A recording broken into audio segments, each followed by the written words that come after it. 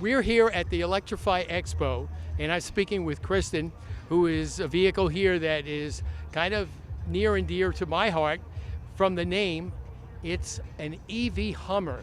Kristen, thanks for bringing this vehicle out today. Thank you. Thanks to Electrify Expo for coming out to Phoenix, our first Electrify Expo, where we had the opportunity to bring out the Hummer and showcase and tell some of our stories, because we've got like 10,000 miles on them so far, and been able to put them to work. So get some real life, real world stories to share. Well, let me play devil's advocate here for a minute. I am part of the general public which doesn't think that EVs can be trucks, and they won't perform as well as a gas-powered vehicle. What do you have to say to those people? I would say that EV is an amazing use case for trucks. We have a diesel King Ranch alongside this Hummer EV and a couple other EV trucks, and we find ourselves picking the EVs over the diesel more times than not. I think the batteries were dead the last time I tried to fire up the diesel, because it had been so long since we put it to work. And you jumped it with the Hummer, right? Yeah, exactly. It was struggling to start, and so these have been great. It's really easy to justify daily driving a truck when it's an EV.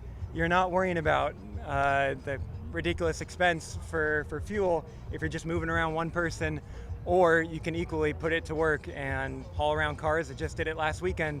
Towed a car to and from LA from Phoenix.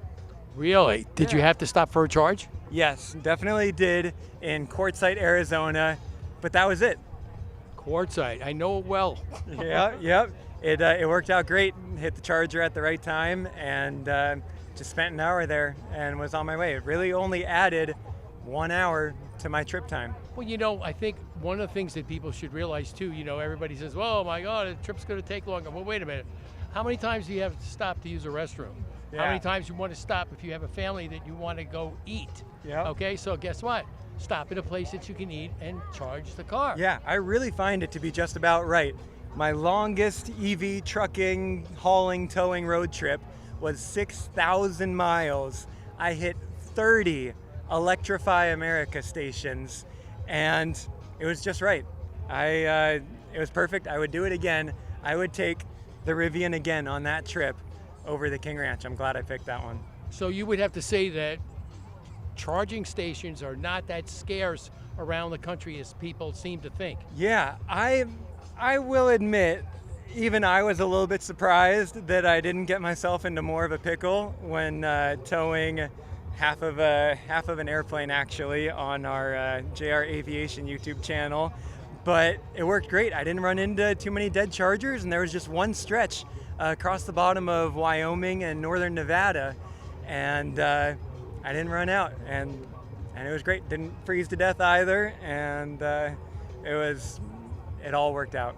That's really great. Any specs on this truck you'd like to share with us? Oh, absolutely. I love the way that Hummer just throws a giant battery pack at it. That's their mentality, and it works. They threw a 240 kilowatt hour battery pack at it. I think that's probably double any of these other trucks out here, even a Lightning or a Rivian standard range. And I think I just learned the Nikola Tre Semi over there, I think maybe they were saying between 280 and 320 kilowatt hour battery pack capacity. So this almost has what the Semi has. I should hitch a fifth wheel to this thing and could probably put in some real work with it. That's really great, and I think people need to know all these kind of facts, that it's power that you don't think it has. It's power that we don't think it has, and that when you think about putting this on the road and being able to haul something, a lot of times people say, well, does it have the pulling power if you start putting weight in it?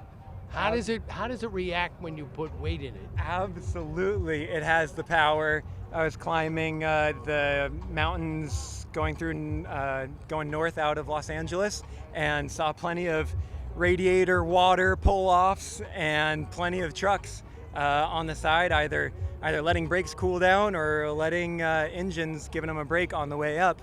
And I didn't slow down in this thing, and on the way back down, the regenerative braking was beautiful, and I have not been disappointed with the performance of any of our EV pickups, not just our EV super trucks, but also just a base Pro model Ford Lightning Pro for 50 grand does amazing and has not let us down at all. That's amazing. Tell our viewers and listeners how they can contact you. Yeah, if you are interested in some of these stories, we share the vlogs on our YouTube channel, JR Garage, and hoping to have more electric aviation content on our JR Aviation page on YouTube also, with Pipistrel's E-Flyer and some of the other electric aviation products hitting the market soon. That's great. And where are you located? Here in Scottsdale, Arizona, and would love to hit the next Electrify Expo on the circuit. Scottsdale. I know it well, and I'll have to go by and check you guys out. I want to see the garage. Yeah, it's a garage and a hangar on Scottsdale Airport.